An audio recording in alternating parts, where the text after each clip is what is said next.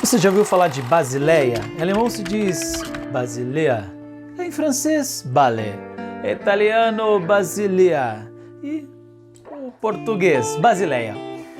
Hoje, a terceira maior cidade da Suíça, ficando apenas atrás de Zurique e Genebra.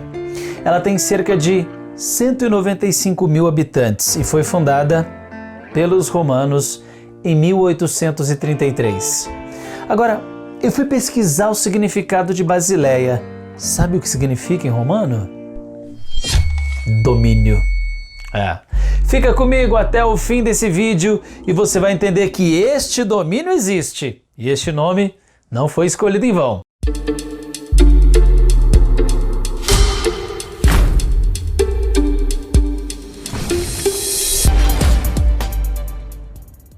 Olá, eu me chamo Fábio Fox e seja bem-vindo ao vídeo O Domínio Financeiro do Mundo. Essa cidade, além de ser famosa pelos seus muitos museus, é também a sede do Banco de Compensações Internacionais. Talvez você nunca tenha ouvido falar nesta instituição. Para entendermos como ela funciona, vamos entender o sistema financeiro ao redor do mundo. Cada país possui um sistema financeiro denominado de Banco Central, ou seja, uma unidade monetária de reserva do país. Normalmente, os bancos centrais por trás de cada país estão ligados ao seu governo e têm a função de gerir a política econômica do país e do estado, ou seja, garantir a estabilidade, o poder de compra da moeda local e o sistema financeiro como um todo. Mas o que o Banco de Compensações Internacionais tem a ver com isso? Pois é, esse tal BCI aí é uma espécie de banco central dos bancos centrais, ou seja, ele domina a porra toda. Entendeu agora? Basileia, domínio, Basileia. Tá, ok. Mas qual seria na prática o objetivo deste banco dos bancos? Fortalecer a solidez do sistema financeiro no mundo. Só isso. Tá, mas quem nomeou esse banco como Banco dos Bancos? Vale a pena pegar papel e caneta em mãos, tomar nota e registrar o que eu vou te dizer. A primeira reunião do Comitê de Basileia ocorreu em fevereiro de 1975, sendo que a partir de 1981 que o resultado dessas reuniões começaram a ser publicados anualmente, por meio de relatórios sobre os avanços ocorridos na supervisão bancária ao redor do mundo. Ainda em 1975, foi elaborado um documento intitulado de Concordate, que visava estabelecer diretrizes para o desenvolvimento dos trabalhos do comitê deste banco e foi instituído dois princípios. Primeiro, que todo estabelecimento bancário no exterior deveria ser supervisionado. E em segundo, que essa supervisão deveria ser de quem? Claro, do Banco de Compensações Internacionais. Mas quem que manda de verdade nesse banco? Na verdade, não tem uma única pessoa que manda, não. Existe um comitê, e é um comitê baseado por representantes de diversos países. Essas pessoas são autoridades de supervisão bancária dos bancos centrais e ao todo são 27 países que participam. Claro que dentre os 27, o Brasil está incluído. Tem África do Sul, Argentina, Austrália, Bélgica, Canadá, Coreia do Sul, República Popular da China, França, Alemanha, Hong Kong, Índia, Indonésia, Itália, Japão, México, Rússia, Arábia Saudita, Suécia, Suíça, Turquia, Reino Unido, Estados Unidos, Luxemburgo, Espanha, enfim. Ainda tem mais um monte de países que são chamados de Países Baixos. Os Países Baixos são países que geograficamente estão em baixa altitude, com cerca de 27% da sua área e 60% da população situada abaixo do nível do mar. Mas claro que, assim como toda boiada necessariamente precisa de um boiadeiro, temos aqui neste caso, não um boiadeiro, mas sim um príncipe. Opa! O Príncipe de Gales. Daqui a pouquinho eu vou falar dele. A reunião desse pessoal todo aí é realizado em Davos, que é uma comuna, um bairro próximo ali a Basileia. Uma vez por ano, esse grupo se reúne, pessoas importantes, para um fórum especial chamado de FEM, Fórum Econômico Mundial. Além de representantes bancários, são convidados os principais líderes empresariais e políticos do mundo, assim como os grandes intelectuais de fóruns acadêmicos. E o príncipe? O príncipe de Gales. Ele é o herdeiro monarca, o herdeiro britânico. E o atual príncipe de Gales é Charles, o filho mais velho da rainha Elizabeth II do Reino Unido. Mas por que toda essa história bancária precisa de um príncipe?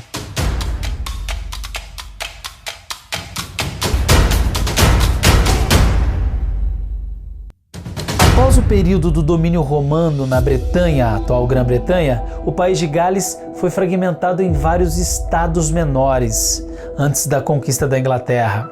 E o proprietário mais influente e poderoso, que era o rei, na época o rei dos bretões, evoluiu para príncipe, o Prince of Wales, ou o príncipe de Gales. No entanto, o país de Gales teve vários príncipes em seu domínio próprio.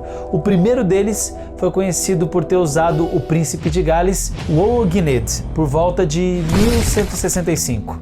De lá para cá, muitos príncipes assumiram o poder até chegar então ao príncipe Charles. Vamos a julho de 1944, quando ocorria a Segunda Guerra Mundial.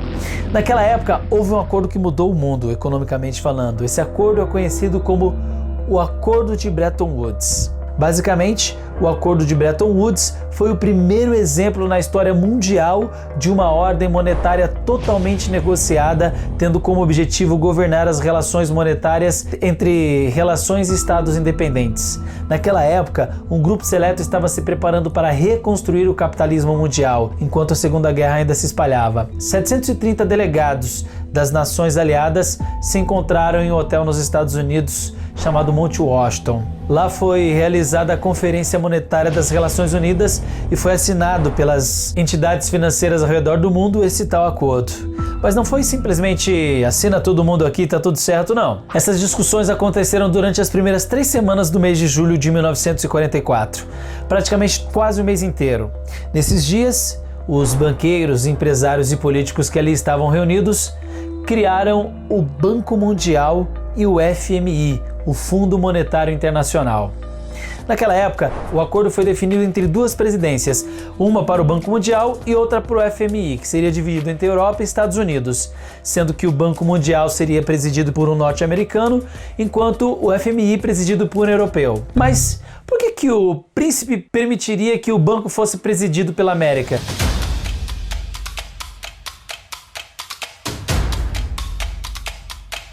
Porque na Segunda Guerra Mundial os Estados Unidos se mostrou a mais forte economia do mundo, vivendo um rápido crescimento industrial e uma forte acumulação de capital na época.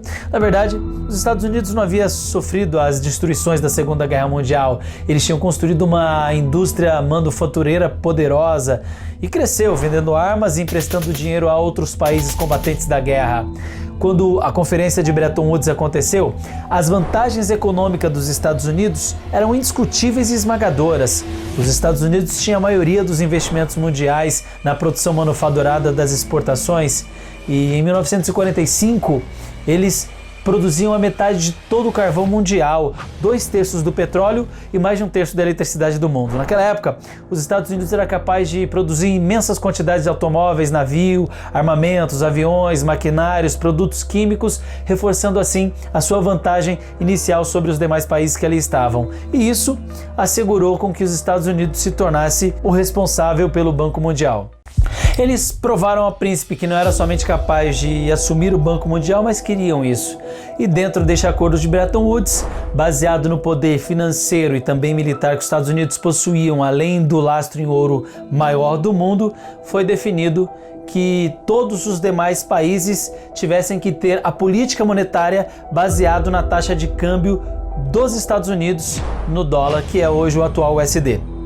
Esse acordo durou 27 anos, foi de julho de 1944, com assinatura em Bretton Woods, até 15 de agosto de 1971, quando o então presidente Richard Nixon, na época com a deterioração do dólar e cada vez países começaram a solicitar a troca da moeda pelo ouro, logo essa medida ajudou a causar um rompimento no sistema, já que os Estados Unidos não estavam mais tendo lastro para cobrir a paridade do dólar pelo metal. E essa decisão efetivamente tornou o dólar uma moeda fiduciária.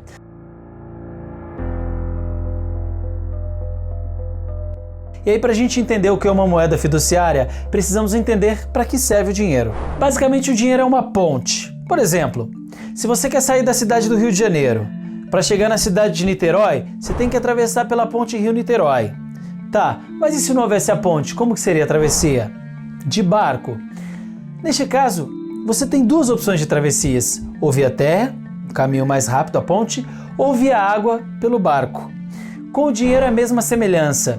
O papel ou a moeda são usados para a troca de bens. As moedas ou o dinheiro papel é a ponte entre o bem que se quer, produtos e serviços, e a realização de desejo.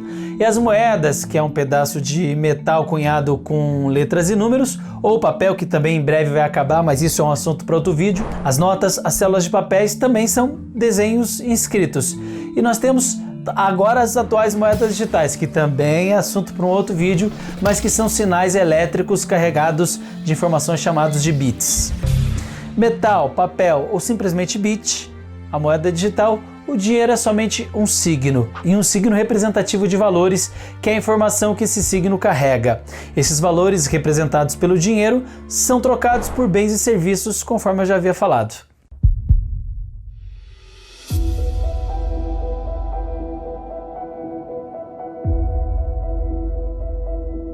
Então, na época, como não havia moeda, ouro, papel, as primeiras negociações eram baseadas no sal, inclusive disso vem a palavra salário. Logicamente, o sal não era um dinheiro adequado, porque ninguém quer um dinheiro que, se molhado, desaparece. Então, foi pensado em vários exemplos de elementos na época para trocar pelo sal. Olhando a tabela periódica, a gente tem várias coisas que podem ser utilizadas como dinheiro. Tiro, que é gasoso, né? A gente não pode ter dinheiro de oxigênio, de nitrogênio, de hidrogênio, até porque um dinheiro de hidrogênio seria altamente explosivo. Alguns metais também não poderiam ser utilizados como dinheiro, como por exemplo o mercúrio, que além de ser líquido em temperatura ambiente, também é tóxico para o ser humano, né? E a gente demorou muito tempo para descobrir isso, inclusive algumas pessoas até morreram intoxicadas por mercúrio, e durante um tempo foi utilizado inclusive como remédio, só que como moeda não era adequado. E aí você vai se restringindo a um grupo cada vez menor de química. E aí nós tínhamos alguns metais que eram raríssimos, de que é difícil de ser encontrado. Outros metais são deterioráveis, não resistem à reação do tempo, como por exemplo o próprio ferro, né, que vai perdendo as características, como o cobre, que vai mudando de cor, de modo que, fechando cada vez mais esse grupo, nós chegamos a alguns poucos metais que podem ser utilizados como moeda, que teriam uma relativa escassez não tão grande a ponto de ser encontrado somente em regiões muito particulares do globo terrestre, mas que apresentam uma facilidade na cunhagem de certas moedas e de certos objetos por culturas primitivas, que não tinham acesso à metalurgia avançada como nós temos nos dias de hoje. E que metais seriam esses? Prata, platina, paládio, ródio, cosmo, rutênio e ouro. Só que dentre esses 7 metais, o único que era dourado era de fato o ouro. Os outros eram bastante parecidos. A platina é um pouco mais clara que a prata, o rutênio é um pouco mais escuro, mas todos eram mais ou menos prateados com características interessantes. Porém, o ouro, pelo seu brilho, por ser dourado e ser diferente, e por ter um longo histórico de aceitação, né, foi valorizado por várias culturas que teriam zero ou poucos contatos entre si. Por exemplo, quando os espanhóis chegaram na América no século XVI, eles viram que, embora os astecas e os incas não utilizavam moeda, eles valorizavam muito tanto o ouro quanto a prata. Para os incas, o ouro era o suor do sol e a prata eram as lágrimas da lua. Então isso tinham valores religiosos e também confecção de artefatos. Pegando esses poucos elementos, essas culturas começaram a fabricar moedas para dinamizar as suas trocas comerciais. E essas moedas têm 3 características recíprocas e básicas. Sem essas características, fica difícil que algo se torne uma boa moeda. E quais seriam elas? Primeiro, é que uma moeda é utilizada como meio de troca. Se uma moeda não é aceita por ambas as partes, então aquela não é uma boa moeda. A segunda característica é que a moeda precisa ser uma unidade de compra, que as pessoas possam facilmente fazer planos e programações e contratos utilizando aquilo como uma unidade de referência. E um último ponto é que moedas precisam ser reserva de valor, porque se não for uma reserva de valor, as pessoas tendem a não querer acumular aquilo. E o acúmulo de capital leva à poupança, e o excesso de poupança leva ao surgimento de um mercado de crédito, e através do mercado de crédito a economia tem mais trocas e cresce mais.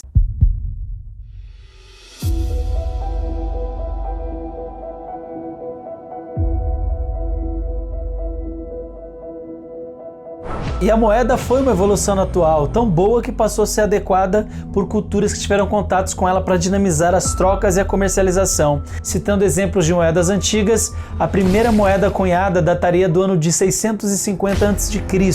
Foi cunhada pelos antigos reis da Índia. São famosas e caríssimas hoje em dia essas moedas. Foram feitas de uma liga formada por ouro e prata chamada electron. Mas tem uma outra moeda muito antiga também, que é o tetradracma da cidade-estado de Atenas, que tem de um lado a coruja, o símbolo da sabedoria, associado à deusa Atena, e do outro lado, o seu inverso, a própria figura da deusa Atena.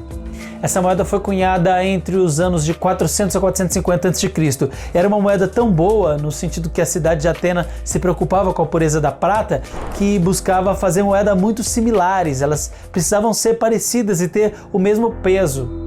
E praticamente essa moeda se tornou monetária na região da Grécia. Era adequado o meio de troca, era uma reserva de valor, porque afinal ela era feita de prata, e a prata bate todos os critérios de aceitação, e também os gregos fariam contratos utilizando moeda como referência. Inclusive temos como exemplo as 30 moedas de prata e o caso de Judas e Jesus.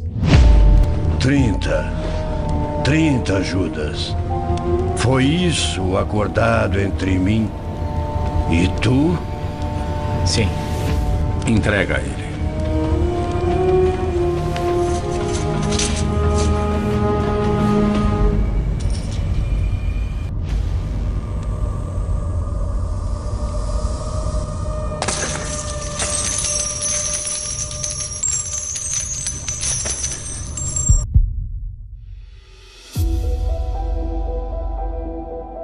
O interessante é que Filipe II, durante muito tempo, tentou competir nos Jogos Olímpicos, mas ele não era aceito. Até uma hora que ele conseguiu anexar uma região da Grécia e conseguiu o direito de disputar os Jogos Olímpicos como se fosse um grego. E ele ganhou em 3 edições diferentes. E na primeira edição que ele ganhou, no ano de 356 a.C., ele queria espalhar essa notícia para os gregos, porque a crença da época era que se você ganhou os Jogos Olímpicos, você deve ser favorecido pelos deuses. Isso facilitaria um processo de dominação do Filipe sobre a Grécia. E como que ele fez isso? Simplesmente enviando mensageiros para diferentes cidades? Não, ele até fez isso também, mas ele cunhou uma moeda comemorativa, onde ele tem Zeus de um lado e no inverso um cavaleiro dando a sua volta olímpica, porque a primeira modalidade na qual ele ganhou na Olimpíada foi uma corrida de cavalos. Então dessa forma ele conseguiu a simpatia dos gregos e cunhou uma moeda que chegou até os nossos dias simplesmente porque foi feita em um metal que não se deteriora com o tempo. Tem uma moeda também feita por Esparta, mas Esparta demorou muito tempo para cunhar moedas. Isso aconteceu porque simplesmente em Esparta a economia era baseada em mão de obra escrava. Os ilhotas, que eram os que produziam, e os espartanos se dedicavam muito ao treinamento militar. E aí, como a economia não tinha muitas trocas, os espartanos demorou muitos anos para cunhar uma moeda, mostrando que a própria criação de uma moeda foi uma criação que veio a favor da liberdade de Esparta. E com a moeda, a liberdade para que as pessoas possam fazer trocas voluntárias, enquanto sem ela não havia trocas e sim a dominação de alguém mais forte sobre o mais fraco, que é a escravidão.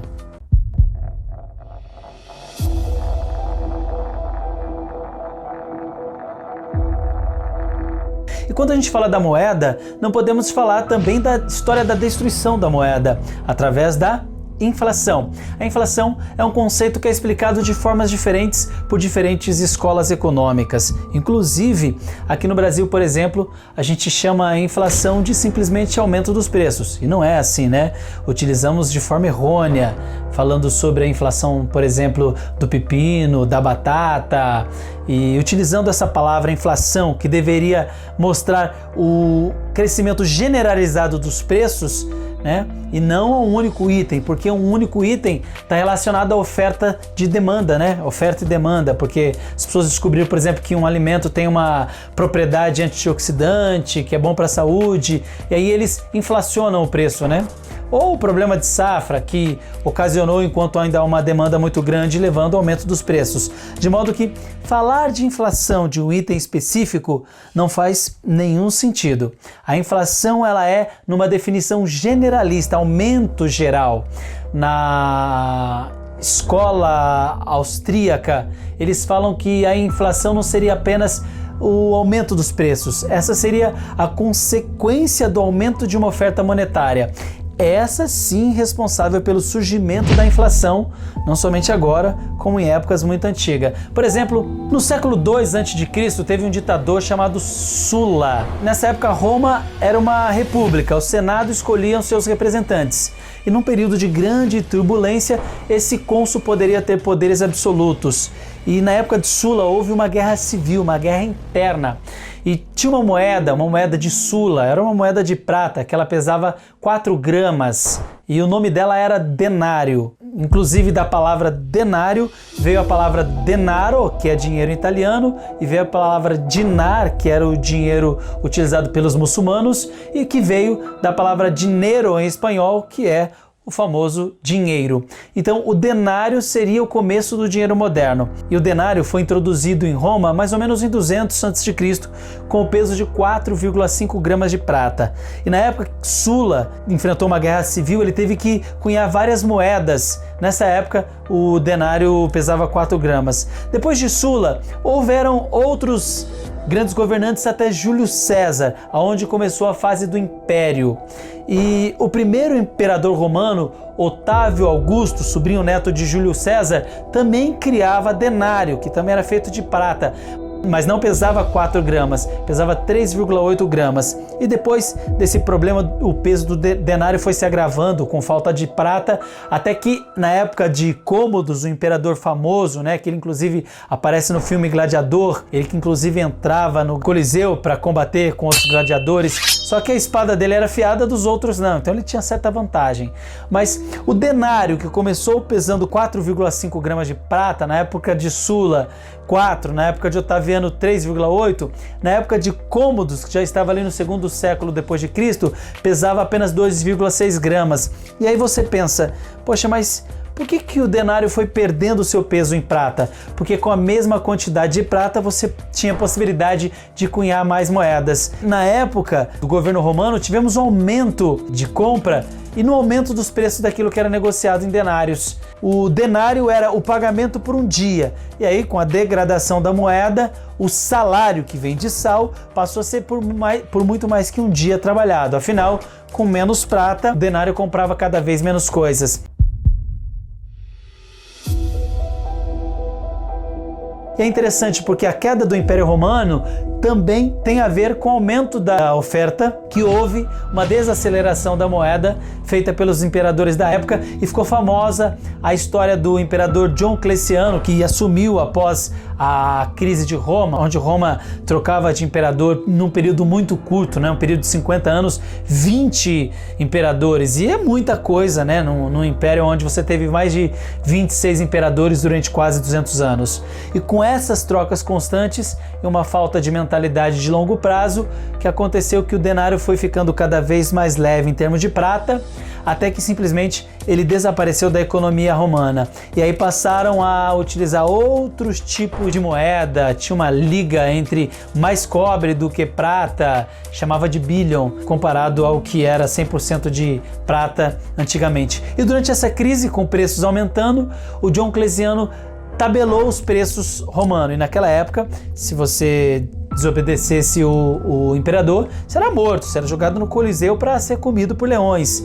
A restrição ficou tão grande que os romanos começaram a sair das cidades e voltar para o campo para poder cultivar e sobreviver daquilo que cultivavam sem comércio. Eles foram se fechando nas vilas romanas, que até quando o império caiu já estava todo mundo nas suas vilas, e foi um pulo para aquilo se transformar nos feudos, na era feudal, né?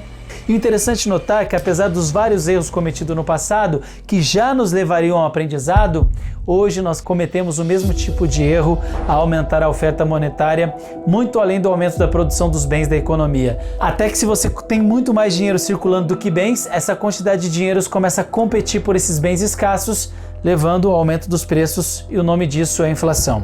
E tem uma moeda que foi feita em ouro pelo imperador Nero, que também não era muito querido pelos romanos, inclusive foi culpado de botar fogo em Roma na sua época, embora nem em Roma ele estivesse. Mas em todo caso, na época em que a moeda tinha um lastro e algum tipo de metal, para se produzir mais moedas era necessário ter mais metal acumulado. E aquilo, de certa maneira, segurava o processo inflacionário de algum modo, evitando que ele fosse muito grande. Esse tipo de lastro em metal, que na verdade acaba sendo um lastro na escassez, ele esteve presente durante boa parte da história da humanidade, pegando inclusive o século XX, o século extremamente tumultuado. Nós tínhamos o lastro em ouro no começo do século XX, que foi quebrado na Primeira Guerra Mundial. Tinha um filósofo chamado Heráclito. Ele dizia que a guerra é a mãe de todas as coisas. E sim, a guerra também é a mãe da inflação, porque estados lutando pela sua sobrevivência não tinham mais ouro para poder cunhar mais moeda e começaram a simplesmente aumentar a oferta de papel moeda sem ter o lastro em ouro respectivo. Então, por isso que nós tivemos o lastro em ouro. Por conta da Primeira Guerra Mundial, esse lastro foi modificado. Nós tivemos logo em seguida uma Segunda Guerra Mundial. A moeda tinha o lastro em ouro e no final da Segunda Guerra Mundial tivemos uma nova modificação onde o dólar assumiu o papel central da economia lá em Bretton Woods. Agora, trocar papel ou metal por bens é trocar sentimento, porque nós entendemos que por trás dessas negociações tem compromisso, dívida, confiança, crédito e acordos. E aqui tem uma grande chave que foi usada pelos Estados Unidos. Como qualquer troca necessariamente, é necessária uma reserva de valor. Por exemplo, eu sei que você tem açúcar para trocar comigo pelo meu feijão. Só que você também tem o meu feijão suficiente aí armazenado. Então você não vai mais dar o açúcar que eu preciso em troca do meu feijão, porque você já tem o suficiente. Então eu preciso saber o que você não tem estoque para oferecer aquilo que você precisa em troca do que eu quero. Como talvez eu não tenha nada que motive o seu interesse, eu preciso encontrar algo que possa gerar confiança e credibilidade. Baseado nisso, precisa ser algo que não deteriore ao longo do tempo. E esse algo não deteriorável é a garantia de que eu troque o açúcar, receba o seu açúcar em troca de que eu vou retornar e não simplesmente fugir com o seu açúcar. Aqui nasce algo chamado reserva de valor, que é a base da confiança. Por isso que o dólar era lastreado em ouro. Basicamente, a moeda fiduciária, ela significa confiar mais do que o necessário. Ou seja, uma moeda fiduciária, ela é qualquer título não conversível, não lastreado, não tem nenhum metal, ouro, nada que garanta, não é uma garantia. A garantia realmente é a confiança. Basicamente, a moeda fiduciária pode ser uma ordem de pagamento, um cheque, por exemplo, um ticket de crédito, um dinheiro de papel ou o próprio cartão de crédito e por aí vai.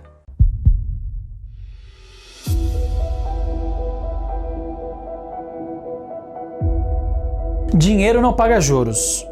Mas como que não pagar juros se você põe o dinheiro no banco e recebe juros? Porque você transformou o seu dinheiro num depósito bancário. Aquilo deixa de ser papel moeda na sua mão, espécie, um bem de troca que você pode utilizar naquele momento de liquidez máxima, afinal todos são obrigados a aceitar aquele dinheiro na economia. Isso se transforma em um depósito bancário, um passivo, uma obrigação que o banco passa a ter com você de te devolver aquele valor. Por isso que você recebe juros sobre os depósitos bancários, mas o dinheiro em si não paga juros. Por isso a performance do ouro era extremamente linear, segurando a inflação naquela época. E esse acordo, que passou a vigorar colocando o dólar no papel central a partir de 1944, no Acordo de Bretton Woods, ele vigorou até 1971, quando os Estados Unidos fraudou o acordo, né?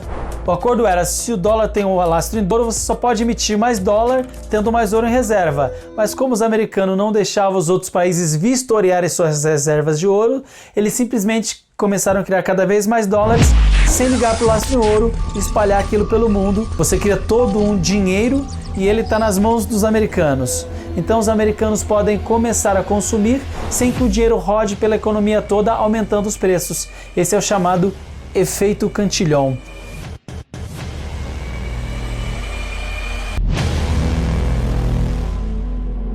O efeito Cantillon basicamente é a ideia de que as mudanças nos níveis de preços causadas por um aumento da quantidade de dinheiro dependem da forma como o dinheiro novo é injetado na economia e de como esse dinheiro novo irá afetar os preços. Esse dinheiro novo ao ir se espalhando pela economia, altera o nível geral de preços e a estrutura de preços ou os preços relativos. Outra maneira de dizer isso é que, embora os preços subam conforme a quantidade de dinheiro aumenta, os preços, ao contrário do que diz a ingênua teoria quantitativa da moeda, não sobem proporcionalmente, mas sim de uma forma complexa que depende de quem primeiro recebeu o dinheiro e de como ele foi gasto. Ora, este é um dos pontos centrais da moderna teoria austríaca dos ciclos econômicos. Cantillon foi um austríaco nascido com 2 séculos de antecedência. Além disso, a sua abordagem realista para os ciclos econômicos também inclui um insight da teoria da escolha pública a respeito da natureza e da causa do ciclo, em que o governo manipula o dinheiro e o crédito não por ignorância, mas para beneficiar determinados grupos.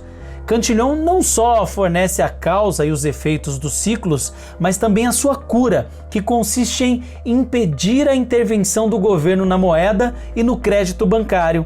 Essa é uma visão muito importante no mundo de hoje, dominado pelo controle dos bancos centrais sobre o dinheiro e crédito bancário e acuado com a crise financeira em curso em todo o mundo desde 2007, inclusive fortalecida em 2008 pela crise subprime dos Estados Unidos. Cantillon mostrou que alterações na quantidade de moeda podem causar vários tipos diferentes de efeitos reais sobre a produção, o investimento, o consumo e o comércio, ou seja, sobre o setor real da economia, dependendo de quem primeiro recebeu o dinheiro, efeito esse agora denominado de efeito Cantillon.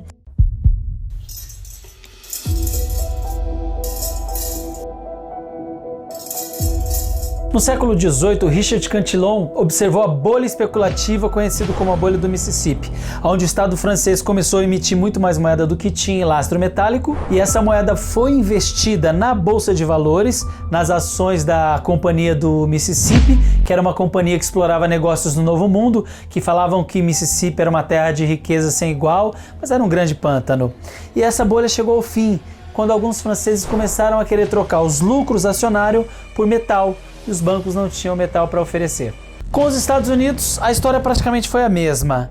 Outros países que tinham sua moeda lastreada em dólar poderiam a qualquer momento trocar os dólares por ouro junto com o Banco Central americano. E as medidas que os países começaram a desconfiar que os Estados Unidos estavam fraudando esse acordo, começaram a pedir ouro para os Estados Unidos. Esse ouro de fato saía dos Estados Unidos para esses países através de transportes feitos por navio, e os americanos perceberam que iam ficar sem ouro. Foi quando o presidente Richard Nixon cancelou o lastro do dólar em ouro. E se a gente sabe que para que algo seja considerado realmente uma boa moeda, é necessário ser um meio de troca entre reserva de valor e unidade de compra, e percebemos que tem que ser algo escasso, agora que não tem lastro real, o dinheiro simplesmente passou a ser algo abundante. Na hora que um banco central quer, ele vai lá e cria mais dinheiro. E hoje esse processo ele não é mais nem impressão de metal ou de papel, né? Hoje ele é feito em bit, ou seja, computador. Se aperta um botão e mais dígitos são criados na tela do computador. Por exemplo, agora durante a crise de 2020, nós tivemos em um único ano o aumento da oferta monetária do dólar em mais de 20%. Isso quer dizer que de todos os dólares que existem no mundo, 20% foi criado em um único ano. Se fosse necessário imprimir esse dinheiro, havia uma limitação física de papel. Como não é necessário, o dinheiro simplesmente se tornou em algo quase que infinito ao bel prazer de governos pelo mundo. E se a inflação vem do aumento da oferta monetária, qual vai ser a consequência de uma forma de limite para que se aumente a oferta monetária no mundo? Simplesmente uma desvalorização cada vez maior do dinheiro. Inclusive, os governos não escondem que querem fazer isso. Os países que possuem bancos centrais costumam ter as suas metas de inflação. E aí a gente pensa o seguinte: se todo ano há uma meta de inflação, e se a gente sempre quer desvalorizar o dinheiro em 5%, em 4%, em 3% ao longo de bastante tempo, coloque isso em termos de juros compostos. Então nós temos a história da destruição monetária das moedas. Se a gente pensa no efeito que a inflação causa na nossa vida, basta a gente lembrar das idas que a gente teve ao mercado desde que éramos pequenos. A inflação está tornando os brasileiros mais fortes, né? Porque afinal de contas, quando a gente era pequeno, a gente precisava de várias pessoas para carregar R$100 em compras no mercado. Hoje em dia, você vai no mercado e você traz uma sacola. Isso mostra como a moeda foi perdendo o seu poder de compra ao longo do tempo. Inclusive, existem alguns índices utilizados aqui no Brasil para que a gente possa medir essa diminuição do poder de compra da moeda. Populares são o IPCA, o Índice de Preço ao Consumidor, que é uma média de variação dos preços em diversas cidades importantes do Brasil, para famílias que ganham entre 1 a 40 salários mínimos. E um outro é o IGPM, muito utilizado para reajuste de alguns serviços, aluguéis, muita gente chama até de inflação do aluguel e seguros. E o IGPM costuma ter uma volatilidade mais alta do que o IPCA, porque o seu cálculo também leva em conta preços ao consumidor, mas apenas a cerca de 30% do índice, e outros 10% que levam em conta o Índice Nacional de Custos da Construção, chamado INCC, e 60% que leva em conta os índices de preços ao produtor. E nessa hora a gente tem uma grande discrepância entre medida de inflação vista pelo IPCA e vista pelo IGPM, porque o que está acontecendo é um grande aumento de preços ao produtor, que está sendo represado pelo produtor, porque ele entende que se passar o preço de uma vez ele vai perder mercado, ou simplesmente ele vem a quebrar, porque o aumento de preços geralmente causa uma diminuição da demanda por aquele item. Se o preço do feijão sobe muito, por exemplo, as pessoas substituem isso por um outro tipo de carboidrato, pelo macarrão, por exemplo, que não subiu tanto. Então a mesma coisa pode acontecer com o produtor que repassa preço de maneira muito rápida. Dessa forma, existe a inflação.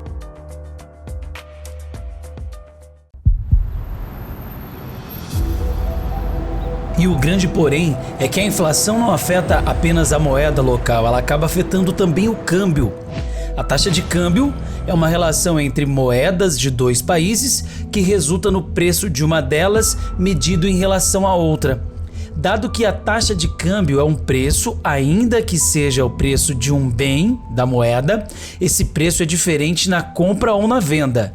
Assim, a taxa de câmbio para a venda é o preço que o banco vai cobrar do Banco Central da moeda nacional para vender essa moeda a um importador, por exemplo. Já a taxa de compra é o preço em moeda nacional que o banco paga pela moeda estrangeira que lhe é ofertada, por exemplo. Como o valor de uma moeda em relação a outra é uma questão primordial de oferta e demanda, quanto mais dólar aqui dentro do país, menos reais precisaremos para comprar um dólar. O resultado da nossa conta externa, ou seja, das nossas transações comerciais e financeiras com o mundo, é um dos principais fatores que explicam para qual direção se move o câmbio.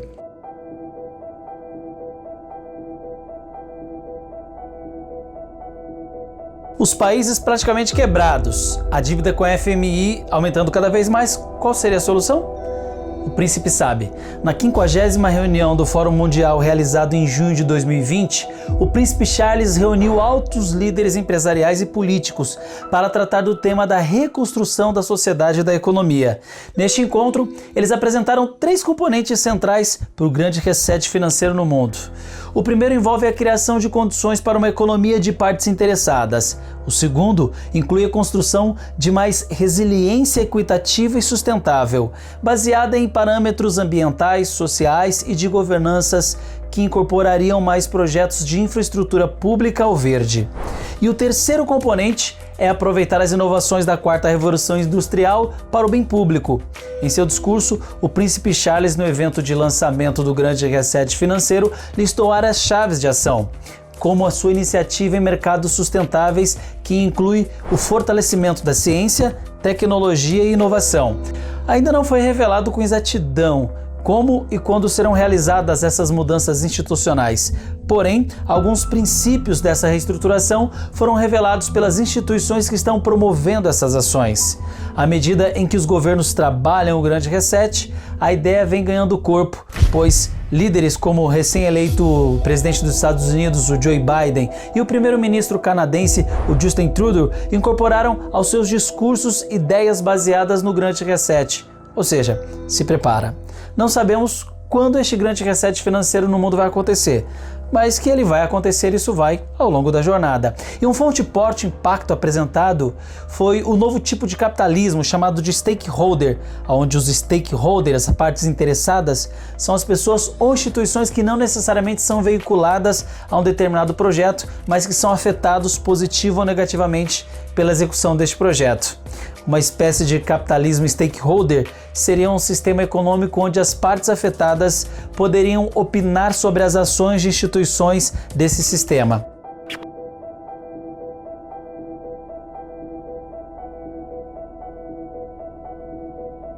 O que fazer diante de um cenário pandêmico, de um cenário incerto e de um cenário onde não se sabe quando se vem o reset? Para isso eu preparei um material e quero oferecê-lo a você. Independente do que as grandes lideranças mundiais pretendem fazer sobre o pretexto de mais igualdade e justiça, uma coisa é fato: o porto seguro pode ser as moedas digitais que estão surgindo. Em meio a tanta incerteza política, em meio a expectativas e especulações, o Bitcoin é uma criptomoeda que caminha para ser uma forte reserva de valor em meio a um cenário de certezas econômicos. E em último caso, o Bitcoin pode ser um bote salva-vidas diante de um novo capitalismo stakeholder. Além dele, outras moedas vêm surgindo no mercado chamado DeFi, que é um sistema descentralizado. Se você ainda não conhece o sistema DeFi, ainda não investe em Bitcoin, ainda não está se protegendo, não sabe nem como ou por onde começar, eu preparei um material que pode ajudar você a entender melhor o mercado DeFi, a entender um pouco sobre moedas digitais e principalmente sobre o grande reset e, claro, o blockchain, que é a tecnologia envolvida por trás de todo o sistema financeiro. Inclusive, o Brasil tem até 3 anos para eliminar todo o seu dinheiro em papel e vai se tornar o real uma moeda digital também. Não apenas o Brasil, mas governos como China e Rússia já se preparam para lançar as suas moedas digitais. Já que o papel, o dinheiro no mundo está acabando e vai ser tudo de forma eletrônica, o DeFi, o Bitcoin, outras moedas digitais, tecnologia blockchain pode ser favorável para você. Todo este material que eu preparei, eu quero disponibilizar para você gratuito durante o período de 30 dias para você acessar e conhecer um pouco mais sobre o novo governo, sobre o novo sistema, sobre o novo reset e algum material que eu preparei também sobre aquele acordo que aconteceu em 1971. Fato é, se proteja e se prepara, porque o mundo financeiro está se preparando para um grande reset. E se você não se preparar, você pode ser prejudicado por ele. Portanto, eu estou aqui para te ajudar. Obrigado para você que ficou até aqui. Apenas 2 pedidos: que você compartilhe esse vídeo para mais pessoas e se inscreva no canal. E é claro, nos vemos em uma próxima oportunidade.